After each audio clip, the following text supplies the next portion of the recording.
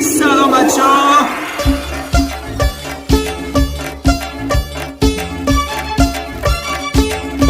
امروز چیکار کنیم؟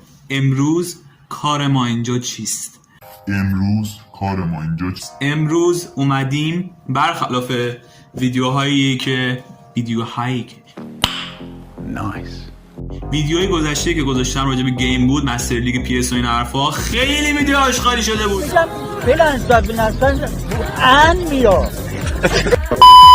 ولی امروز قراره که برترین ویدیوهایی باشه که میگیرم. برای همین تصمیم گرفتم تو رشته‌ام و سررشته‌ای که دارم یه ویدیو تهیه کنم. ویدیو امروز راجع چیه؟ ویدیوی امروز در مورد تاپ 10 برترین فیلم و سریال‌های جهان هست.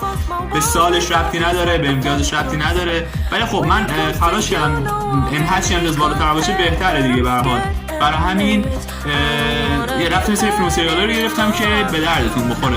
بریم با هم دیگه اول یه توضیحات راجع به این فیلم سریالا بهتون بدم و بعد بریم تریلر هر تکشون رو با هم دیگه ببینیم که اگر خوشتون اومد روزهای تعطیل بشید نگاه کنید با خانواده.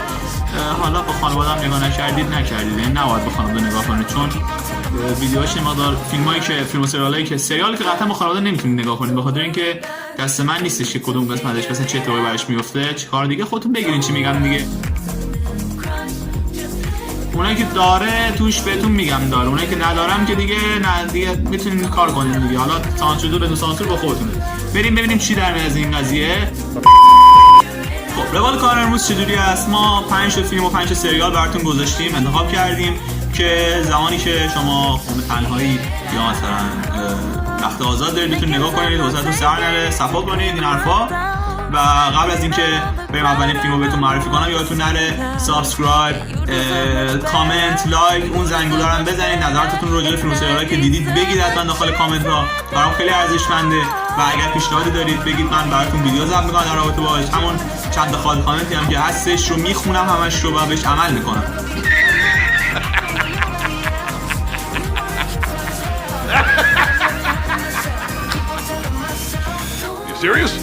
پس بریم وقت رو تلف نکنیم که بهتون بگم اولین فیلم چیه. اولین فیلم ما فیلم 7 هست، فیلمی که داخلش براد پیت معروف شد و قبل از اون براد پیت هیچی نبود. این جدیدی دختره هم کرده دیگه ببین بعد حتما باید زندگی درست کنه. آقای درسته که مردم یه خونه زندگی مردم تلویز نه خدا این راستی دیگه بیان اعتراض میشه اینجوری به مردم نشون. و زندگیش رو مدیون کوین اسپیسی است. چرا؟ به خاطر اینکه کوین اسپیسی باعث شد تا براد پیت چیز باشه، یعنی خیلی سوپر استار بشه این حرفا. تا قبل از اون، تا قبل از مثلا کوین اسپیسی هیچی نبود براد پیت. خب حالا 7 چجوری هست فیلمش؟ فیلم پلیسی و جنایی و خیلی خفنه که در کنار براد پیت مورگان فریمن نیز بازی میکنه که خیلی فیلم قشنگ و درجه یکیه. مال سال اینجا نوشتم 1995 هستش، امتیازش هم 8.6 جز 250 فیلم برتر آی ام دی بی هست. خیلی فیلم قشنگیه و واقعا بهتون پیشنهاد میکنم که حتما نگاه کنید. اگه وقت خالی دارید نگاه کردید که هیچ نظرتون هم نمیزی بنویسید. همین، بریم با هم دیگه تریلرش رو یه نگاه بندازیم. Fingerprints.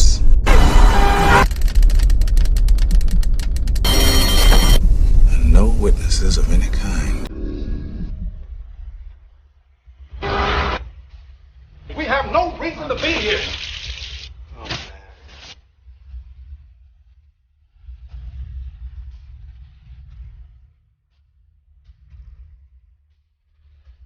Get out the fucking way!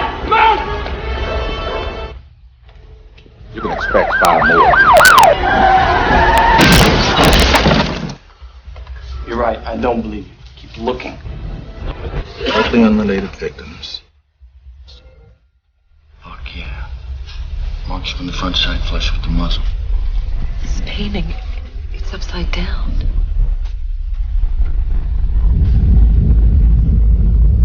Oh God, he had a gun in my mouth.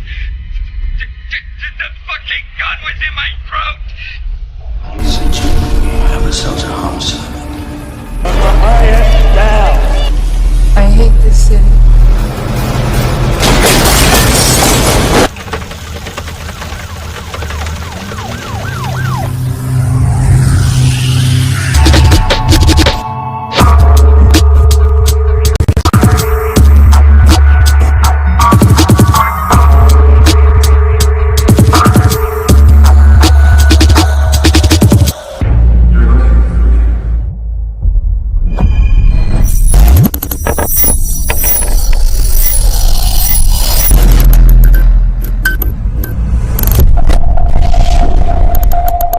کریسمس.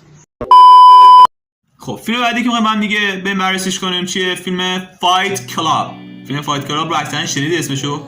جزو 45 فیلم برتر آی ام دی بی است. برای سال 1999 باز هم توش برای توی بازی میکنه. جنبه طنز داره بیشتر. ادوارد نورتون توش هست. یکی از بازیگرای برتر نظری که توش هستش و خیلی مثلا به اصطلاح چی بهش میگن، مثلا نحوه سیگار کشیدنش، گنگ بودنش خیلی مثلا خفنه. بونهام کارتر هست، خیلی بازیگر خوبیه این خانم، ولی خب ادوارد نورتون و بونهام کارتر محو شدن از سینما. بریم با هم دیگه نگاه کنیم تریلرش رو. امیدوارم که خوشتون بیاد از این فیلم و حتما داره توش چیزای آره دیگه به هر حال هست و خانواده‌تون بهش نگاه نکنید. اگه میخواید نگاه کنید سانسور شدهش رو نگاه کنید و خیلی قشنگه. برید تریلرش رو نگاه کنید. من خلاصه‌شون رو براتون نمیگم که این موقع اسپویل بشه. تریلرش رو با هم دیگه میبینیم.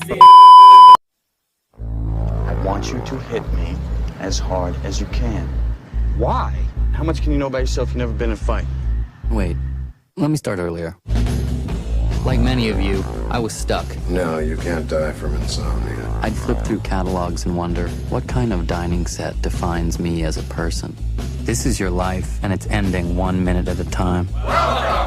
I prayed for a different life. Soap. I make and I sell soap. And this is how I met Tyler Durden. Come on, hit me before I lose my nerve. Oh. Ow! It hit me in the ear. It was on the tip of everyone's tongue. Can I be next? We just gave it a name. Gentlemen, welcome to Fight Club. The first rule of Fight Club is you do not talk about Fight Club. After Fight Club, we all started seeing things differently. You're gonna have to keep me up all night. And she ruined everything. You're not into her, are you? No, God, not at all.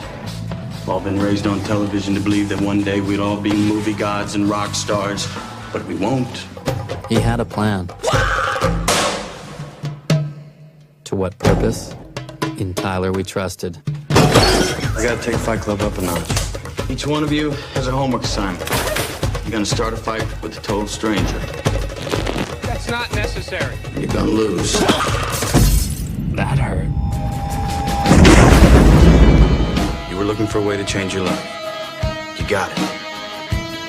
I'm stopping this. It's already done, so shut up. What kind of sick game are you playing? Oh my. خب فیلم بعدی قرار با هم دیگه ببینیم و مطمئنم اسمش حداقل یک بار شنیدید. فیلم تلقین یا اینسپشن.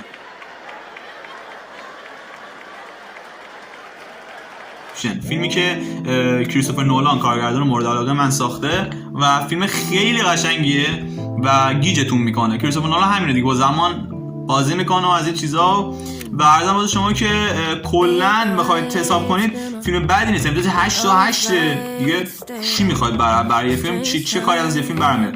بازیگراش کلیان مورفی است، تام هاردی و لئوناردو دیکاپریو داخلش بازی میکنن. است بازیگر اصلی این فیلم هستن. خیلی بازیگراش خوب هستن و فیلم قشنگ و قوی هم ساخته با این ترکیب بازیگرا و حتما پیشنهاد میکنم ببینید. صحنه خاصی هم نداره، میتونید با خانواده نگاه کنید و بریم برای دیدن تریلر این فیلم.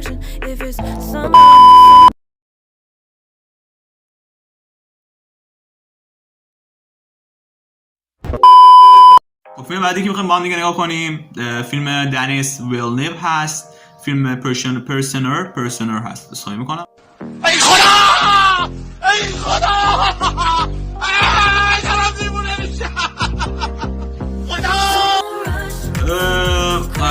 در رابطه با دو دختر بچه‌ای که گم میشن، بازیگرش هیو جکمن که بازیگر وولورین دیگه، وولورین هیو جکمن نقشش رو داره. به شدت معمایی و رازآلود هست. خیلی فیلم خفنیه و تا دقیقه آخر ما به طرفش سیخ میکنه و اصلا نمیتونم متوجه که چی به چیه. من این رو پیشنهاد میکنم. 8.2 هست داخل ام دی بی. جیک جلنهال هم توش بازی میکنه، یکی دوستش دارم، میتونن نگاه کنن این قضیه رو و این قضیه رو ببینن. این این فیلم رو و باهاش حال کنن. بریم واسه تریلر فیلم و صفا کنیم.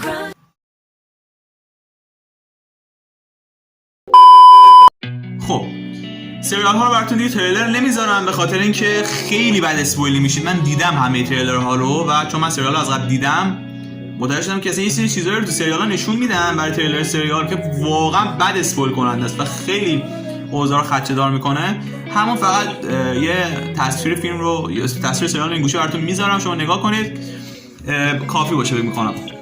سریال اول سریال کوئینز گامبیت که همتون اکثرا راجع به دختر شطرنج بازه که اصلا به شدت داخل رشته شطرنج استعداد داره. اسکات فرانک ساخته این فیلم رو امتیاز 8 این سریال رو امتیاز 86 هست برای سال 2020 هست. آنیا تیلر جوی داخل این سریال بازی میکنه و یکی از مهمترین سریال های تاریخ شطرنج و این حرفا هست. خیلی قشنگه حتما نگاه کنید.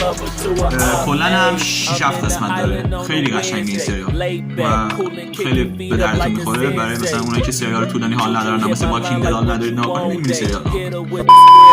بعدی که میخوام بهتون معرفی کنم سریال چیه 11/22/63 11/22/63 کیه؟ این یه تاریخه. درست اسم فیلم سریال هست اما یک تاریخ در است. تاریخ قتل جان اف کندی رئیس جمهور قبلی آمریکا که راجع به یک مردیه که بازیگرش رو جیمز فرانک بازی میکنه. آقای جیمز فرانکو بازی میکنه و عرضم بزرگ شما که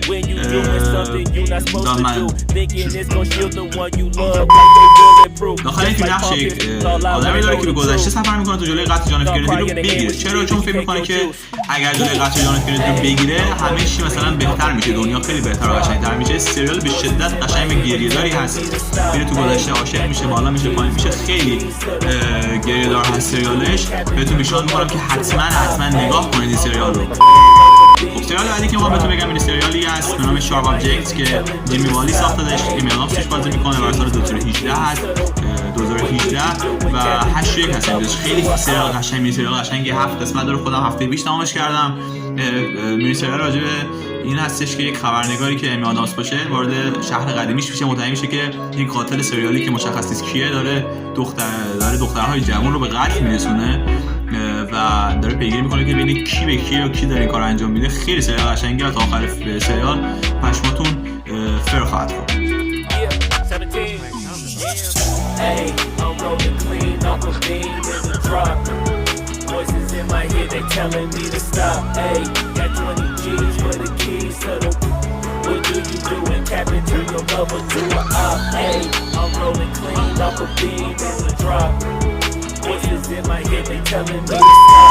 من سریال بعدی سریال مورد علاقه منه و من با این سریال عاشق سینما شدم.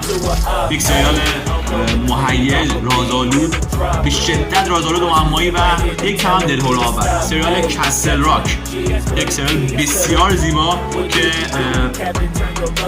2 فصل داره از سری کتاب‌های استیون کینگ هست و امروز 9.1 داخل IMDb 9.1 داخل IMDb 7.6 ولی همه بهش امتیاز 9.1 دادن و اعتراض کردن با IMDb که چرا این کارو کردی و IMDb هم مردم میرن رأی میدن دیگه، خود تو سایت که نمیاد این کارو کنه. بعد سریال چهارم که بهتون گفتم سریال کسل راک هست. به شدت بهتون پیشنهاد میکنم نگاه کنید. 2 فصل داره، زیاد وقتتون نمیگیره، 2 روزه میتونید تمامش کنید. من خودم 1 روزه تمامش کردم، اینقدر قشنگه. پس این شد کسل راک. بریم برای سریال بعدی. سریال بعدی که حتما نگاه کنید سریال لوسیفر هست که تام کاپینو ساخته و تام ایکس توش بازی میکنه. خیلی سریال قشنگه، سریال بلند بالاییه، فصل زیاده، نه زیاد، مثلا 3-4 فصل. امتیاز 82 رو داره، برای سال 2016 هست. خیلی فیلم قشنگیه.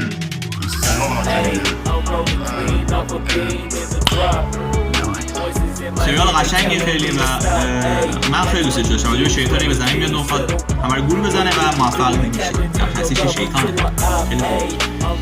و اینم از سریال آخری که بهتون پیشنهاد کردم، این تاپ 10 فوق‌العاده رو حتما ببینید. واقعا قشنگه این فیلم سریال. یعنی نوبتاً سیخ میکنن. یعنی من خودم عاشق تک تک این سریالام که بهتون پیشنهاد دادم، فیلم‌ها که اصلا محشرن، حتما نگاه کنید. اگر نظری دارید در کامنت ها برام بنویسید. اگه خوشتون اومد از ویدیو لایکش کنید. اگر دوست دارید همچین ویدیوهایی باز ببینید، اگر استقبال بالا باشه قطعاً کلیپ بعدی رو میسازم در رابطه با فیلم سریال. بیشتر کار من در مورد گیم هست ولی خب فیلم سریال هم در کنارش نقشی دارن. سعی می‌کنم براتون همه جور ویدیو بذارم که با هم دیگه لحظات فان خوبی رو داشته باشیم. من رو سابسکرایب کنید اگر دوست داشتید.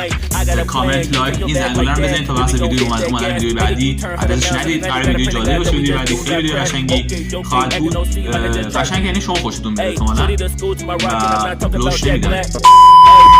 خیلی دوست دارم. امیدوارم که روز خوبی داشته باشید. تا ویدیو بعدی خدا یار و نگهدار.